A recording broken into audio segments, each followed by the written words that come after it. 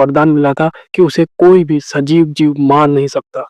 तो हनुमान जी इतने बलशाली होते हैं, उस राक्षस को चुपचाप से यह है कहानी का पार्ट 3। अगर आपने पार्ट 2, पार्ट 1 नहीं देखा, तो डिस्क्रिप्शन बॉक्स में उसका लिंक है, एक बार जाके ज़रूर देखें।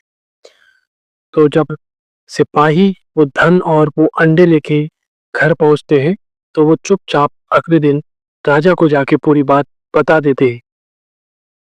पर जो राजा होते हैं, वो इतनी आसानी से सिपाही की बातों पे यकीन नहीं करते, तो सिपाही उन्हें अपने घर बुलाता है और घर पे कुछ सोने के सिक्के और साथ में वो अंडे दिखाता है। और राजा जब सोने के सिक्के देखता है, तो सोचता है कि सिपाही के पास इतने सोने के सिक्के कहाँ से आए? तो उसे थोड़ा-सा यकीन होने लगता है। और जब वो अंडे देखता है, वो अंडे जो सिपाही लेके आता है, कुछ थोड़े बढ़ गए होते हैं, सामान्य अंडों से कुछ बड़े दिख रहे होते हैं। तो सोचता है ये किस जीव के अंडे लेके आ गया है? ये तो विचित्र से लग रहे हैं, तो उसे थोड़ा-थोड़ा अपने मंत्री पे शक होने लगता है।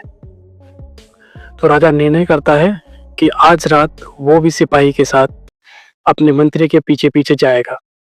और होता वही है, रात होने लगती है। फिर से मंत्री जंगल में जाने लगता है अंधेरी रात में, और इस बार उसका पीछा कर रहे थे सिपाही और राजा।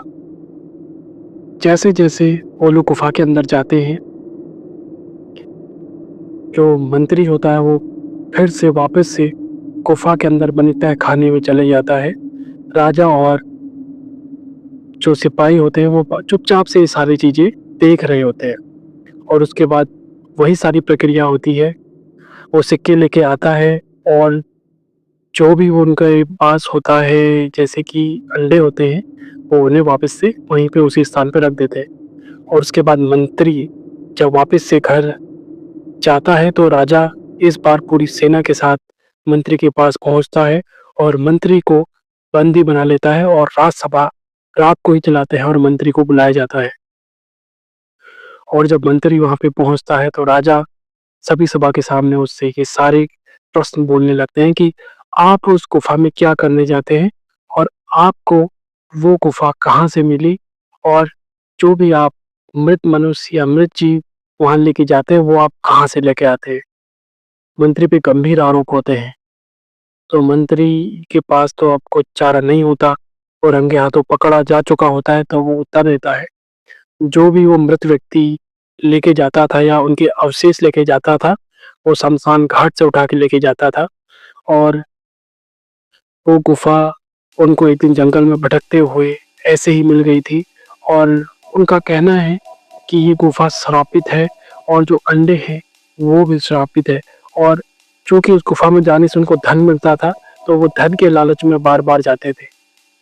और उन्होंने कहा जो वो अंडे वहाँ पे रखते हैं, वो अंडे इसीलिए रखते हैं कि अगर वो अंडे गलती से लेके आ गए, तो उनसे उसी राक्षस के अंश दोबारा पैदा होने लगेंगे।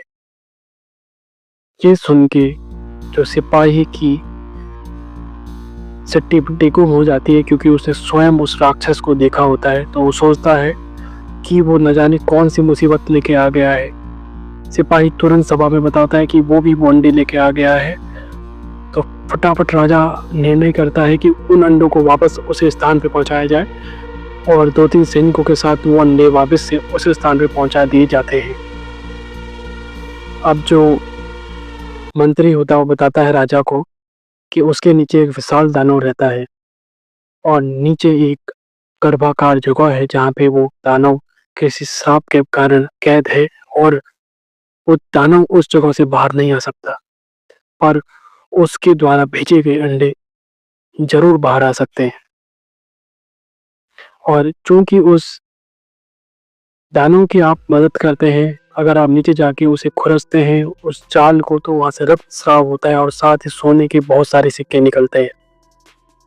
तो इसी लालच में हो जाता है, और दानव इंसानी मांस और इंसानी मांस और यहाँ तक कि ऐसी चीजों का भूखा होता है जिसमें उसे मांस मदिरा सब कुछ मिले। तो इसीलिए वो मृत जीवों के अवशेष लेके जाते हैं, जिससे वो दानव कुछ देर के लिए और व्यस्त हो सके, और वो बड़ी मात्रा में धन वहां से लेके आ सके। ये सब प्रक्रिया चलती है। तो राजा बोलता है इस श्राप से कैसे छुटकारा पाया जाए।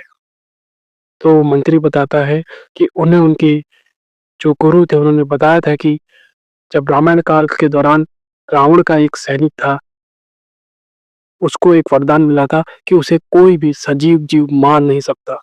तो हनुमान जी इतने बलशाली होते हैं, उस राक्षस को चुपचाप से एक गुफा में कैद उठा करके कैद कर देते हैं और अपनी माया से उसे इस प्रकार बांध देते हैं और एक गर्भागार जगह में ले जाकर बंद कर देते हैं।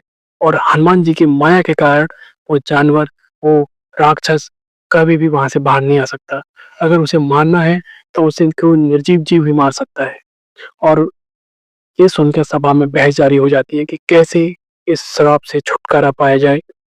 राजा सभी मंत्रियों से चर्चा करता है कि जो भी इस श्राप से छुटकारा दिलवाएगा, उसे राज जो राजसभा है उसे बहुत बड़ा इनाम घोषित किया जाएगा। और नगर-नगर, शहर-शहर सभी इसी तरह की सूचना फैल जाती है और सभी लोग इस बारे में जुट जाते हैं कि कैसे इस श्राप से छुटकारा पाया जाए और कैसे उस राक्षस का अंत किया जाए। आगे की कहानी के लिए हमें सब्सक्राइब ज़रूर कर लें। जय श्री राम।